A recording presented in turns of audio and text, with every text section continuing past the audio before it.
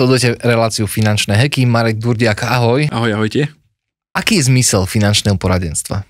No, finančné poradenstvo má veľký zmysel, ale my nie sme finanční poradcovia. To je prvá vec, čo by sme si mali asi ozrejmiť, že finančných poradcov je na Slovensku, že to by si narátal podľa mňa do 10, a my sme finanční sprostredkovatelia.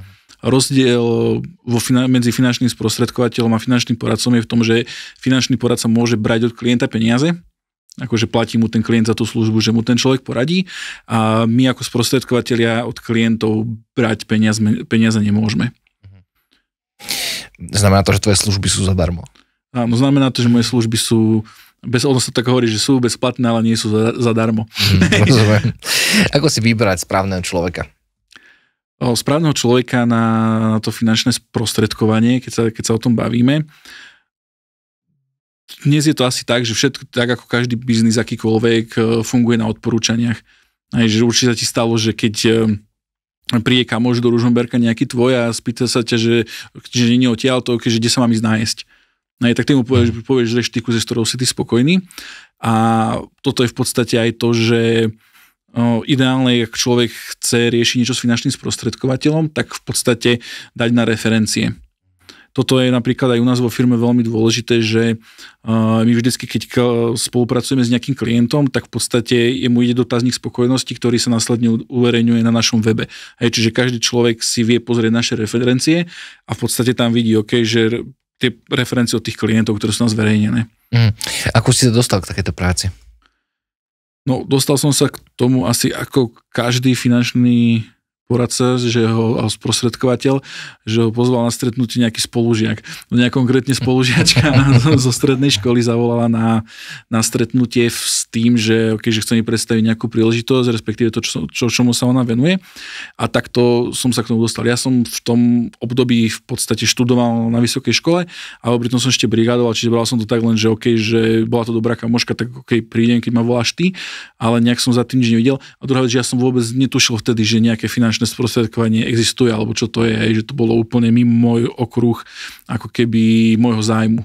Vtedy aktuálne. Ja som študoval psychológiu a riešil som úplne iné veci vtedy, ako nejaké financie. Je tá kamoška ešte stále v branži? Nie.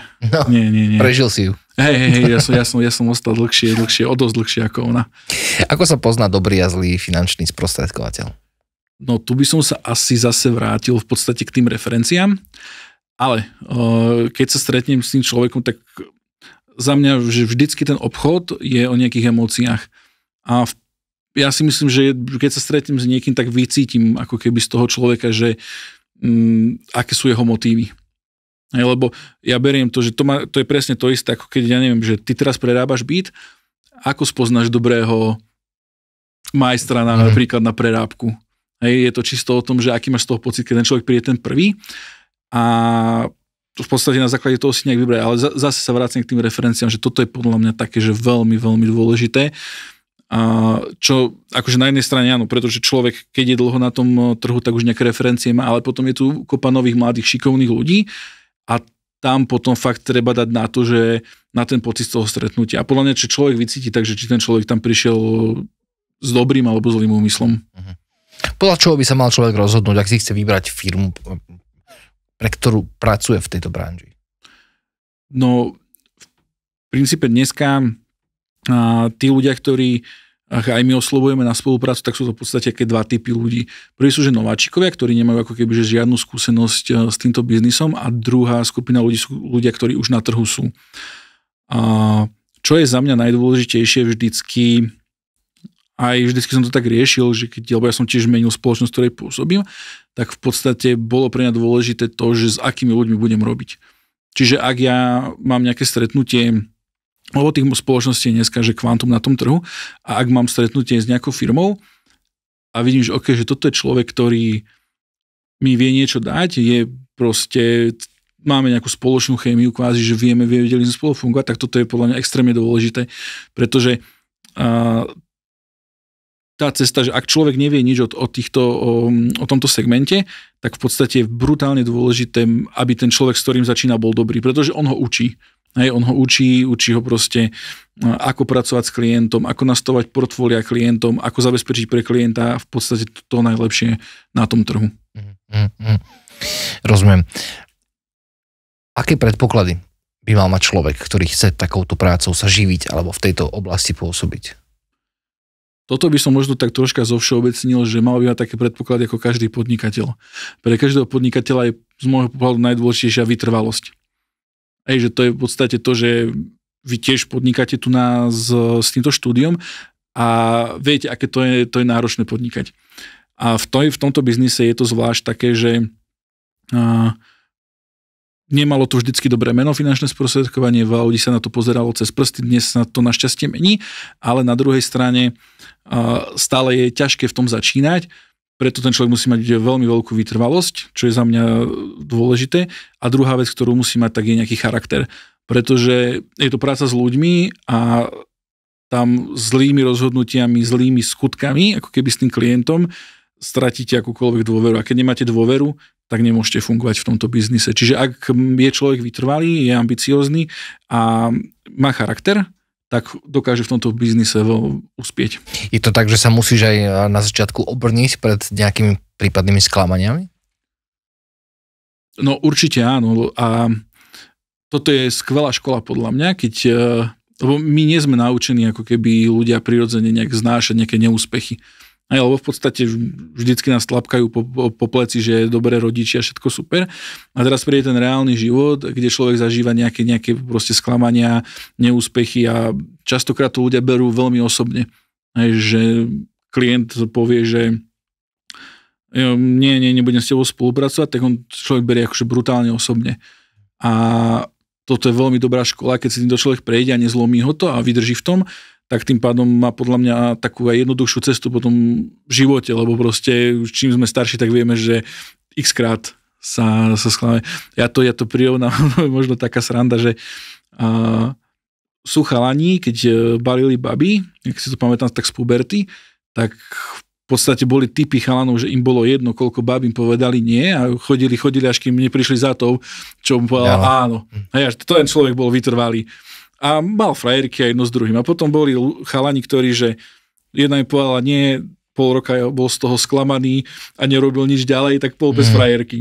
Tak toto podľa mňa funguje aj v tom obchode. Keďže ty už si na trhu etablovaný, koľko rokov už pracuješ v tejto oblasti? Od roku 2011, čo bude teda 13. rok teraz. To znamená, že máš už dosť skúseností na to, aby si to vedel porovnať. Aké to bolo, keď si začínal a aké to je povedzme dnes? No, tie začiatky, ako hovorím, ja som šiel do toho biznisu s tým, že som netušil, že nejaké sprostredkovanie existuje. Čiže ja som o tom nejaké vedomosti nemal, ale keď som sa do toho biznisu dostal, tak som zistil, že to je vnímané veľmi negatívne. Že mne rodičia, okolie, všetci, že čo ti práši, že na čo si sa to dal. A ja keď som tam šiel do toho biznisu, tak ja som to vnímal tak, že super služba, ja viem zabezpečiť klientom proste, že najlepšiu ponuku od banky, najlepšiu ponuku od poisťovne, najlepšiu možnosť pre jeho investície. A ja som to bral, že to je proste že skvelá vec a chcel som tú službu dostať ku všetkým a stretol som sa práve s tým, že to bolo vnímané dosť negatívne. A človek sa dostane aj do fázy, že sa kvázi hanbí za to, čo robí. Čo je dosť tak, že smutné, keď sa na to spätne pozerám. A bolo to dosť negatívne vnímané aj v bankách, čo som bol prekvapený, že keď sme riešili nejaký biznis, že nejakú hypotéku alebo niečo také, tak v podstate nás tí bankári dávali nabok, že bože, zase nás to idú otrávať títo finančáci. Dnes cítim, že to je úplne o niečom inom. Jednak, že to povedomie v spoločnosti sa zmenilo, pretože podľa mňa to je aj úloha a zásluha teda tých finančných poradcov, že už majú za sebou aj nejaké dobré skutky pre tých ľudí, že v podstate už sa ľudia na to nepozerajú, takže Pane Bože. A úplne sa zmenilo vnímanie v bankách. Dneska tí bankári sa snažia o to, aby sme s nimi spolupracovali. Predtým bolo nemysliteľné, aby si ma riaditeľ pobočky pozval na obed, čo dneska je bežné, že OK, aby sme mu nosili viac biznisu. Čiže úplne sa zmenilo vnímanie, že ľudí a úplne sa zmenilo vnímanie tých finančných inštitúcií, že OK, že toto je pre nás kanál, ktorý nám nosí obchod. To je presne otázka, ktorú som sa chcel spýtať, že teda ako je táto práca vnímaná v spoločnosti dnes? Mne sa to možno aj ťažko dneska hodnotí, pretože tým, že to robím dlhšie, ľudia, v podstate celá moja bublina alebo celé moje okolie vie, čo robím a nejak neriešim ako keby toto, ale mám pocit, že dneska tým, že aj ak sú sociálne siete, tí ľudia sa prezentujú, tak je to vnímané ďaleko lepšie, ako to bolo v minulosti. Kto by mal podľa teba využívať služby finančného sprostredkovateľa? Tak podľa mňa by mal služby finančného sprostredkovateľa využívať každý jeden človek, ktorý zarába. Hej, pretože ako náhle má ten človek príjem, tak začína s tými peniazmi nejako fungovať. A finančná gramotnosť bohužiaľ na Slovensku je taká, aká je. Keď si dneska pozrieš štatistiku Eurostatu, tak v podstate máme na osobu už najmenej peňazí ako keby v aktívach, najmenšie majetky majú ľudia a jediné za nami je Rumunsko. Hej, čiže je to dosť žalostné to, ako my hospodárime s peniazmi.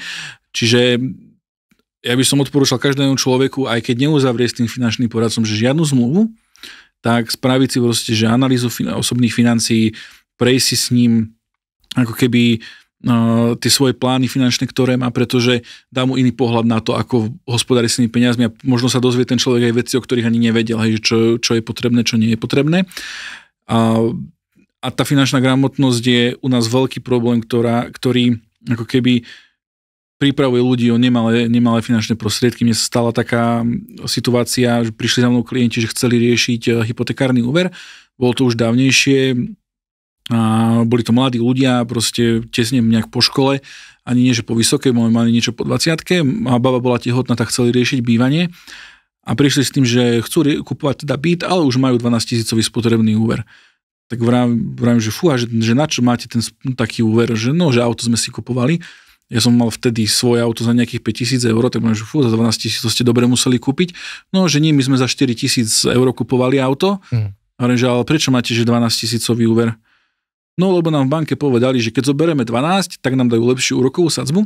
Tým pádom, ale že o mesiac môžeme tú časť, ktorú neminieme, vyplatiť a tým pádom budeme mať úver, že 4 000, ale s lepšou sadzbou úrokovou. Vravím, no dobre, super, a teda vyplatili ste to? Nie. Že prečo? No, tak minuli sme na dovolenku, sme šli a tak.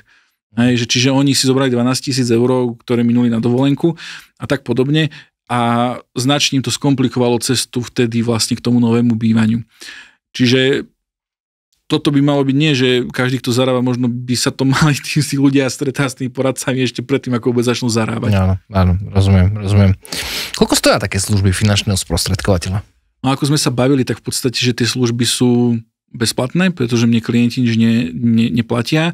Častokrát dostávam otázku od klientov, že Marek, čo som ti dlžný, teraz som na posledný klient, s ktorým som riešil hypotéku z Anglicka, vám som ešte nezaplatil, a že nebojte sa, že mne neplatíte nič. Mňa platia tie dané finančné inštitúcie, s ktorými potom spolupracujeme.